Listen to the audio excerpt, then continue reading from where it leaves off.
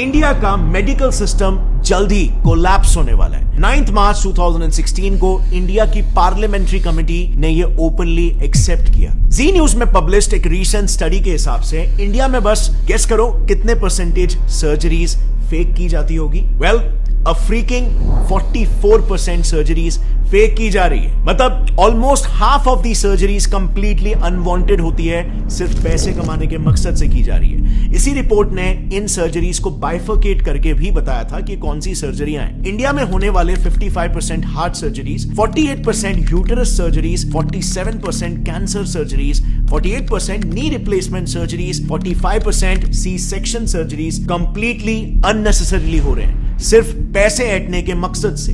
Reason सिर्फ और सिर्फ एक, कॉर्पोरेटाइजेशन ऑफ हॉस्पिटल्स, यानी कि हॉस्पिटल्स को भी कॉर्पोरेट कंपनीज की तरह टारगेट और प्रॉफिट सेंट्रिक बना देना। एक काफी इंटरेस्टिंग रिसर्च पेपर है जिसमें रिसर्चर्स ने महाराष्ट्र के टॉप हॉस्पिटल्स के 43 specialist doctors, senior government x officials और कॉर्पोरेट हॉस्पिटल्स के मैनेजर्स को तक इंटरव्यू किया, ताकि वो इन हॉस्पिटल्स में जो कंपनीज की तरह ही टारगेट बेस्ड स्ट्रक्चर चल रहा है उसे पब्लिकली एक्सपोज कर पाए। And the results were shocking. So, सबसे पहले तो सैलरीज की बात करते हैं। रिसर्च में पार्टिसिपेट किए रिस्पोंडेंट्स का यह कहना था कि हॉस्पिटल्स में काम कर रहे डॉक्टर्स की सैलरीज में बहुत ह्यूज डिफरेंस होता है। इतना ज्यादा कि न्यूबी डॉक्टर्स को 1 लाख पर मंथ की सैलरी मिलती है, लेकिन सीनियर डॉक्टर्स को 1 करोड़ पर मंथ तक भी ये सैलरी पहुंच जाती है। अब सवाल यहां पर यह आता है कि इतना बड़ा डिफरेंस क्यों? क्योंकि डिफरेंस इनके टारगेट्स में भी होता है। एक सीनियर ऑप्थेल्मोलॉजिस्ट का यह कहना है कि उन्हें एवरी मंथ 1000 पेशेंट्स को कैसे भी करके हाई एंड ट्रीटमेंट्स में कन्वर्ट करना पड़ता है। इसी पर एक और गायनेक रिस्पोंडेंट का कहना यह था कि मंथ एंड में टारगेट्स का प्रेशर काफी बढ़ जाता है, जिसके लिए उन्हें कैसे भी करके आउट पेशेंट्स यानी कि ओपीडी पेशेंट्स को भी बिना मतलब के हॉस्पिटलाइज करना ही पड़ता है, और नतीजा ज्यादा से ज्यादा सर्जरीज रेकमेंड करके टारगेट्स मीट किए जाते हैं, क्योंकि टारगेट ही यहां पर 1000 पेशेंट है।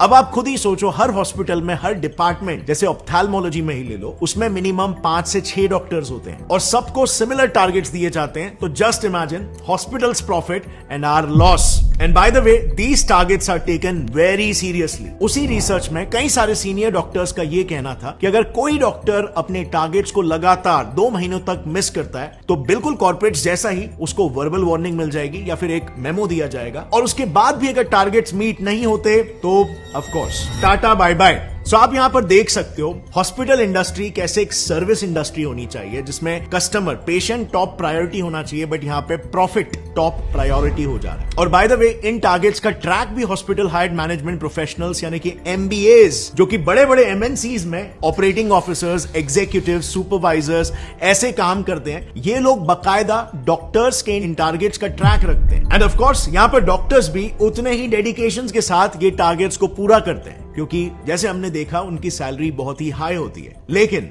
उनका ये high paying job mostly contractual basis पर होता है, एंड सो उस कॉन्ट्रैक्ट को रिन्यू कराने के लिए और उनका न्यू पे स्केल डिसाइड करने के लिए उनके पिछले साल के टारगेट्स को देखा जाता है, जो अनफॉर्चुनेटली इन डॉक्टर्स को फोर्स कर देता है इलीगल स्कैम्स तक करने के लिए। नाउ, मेडिकल फील्ड के इलीगल प्रैक्टिसेस को थरली समझने के लिए हमने ये सारा इंफॉर्मेशन 2 काफी प्रोमिनेंट डॉक्टर से लिया है।